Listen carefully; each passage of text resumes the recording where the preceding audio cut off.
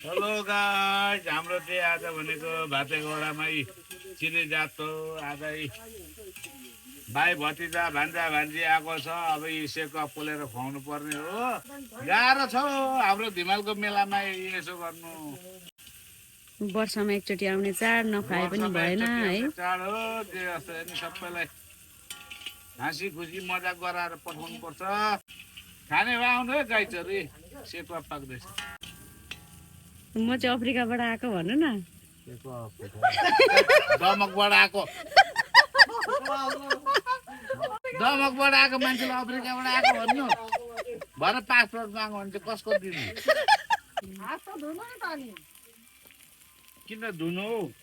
सेकुवामा नुन पुगेन भने चाहिँदैन अनि। सेकुवामा नुन पुगेन भने आइडिटिन यसो गर्ने हो।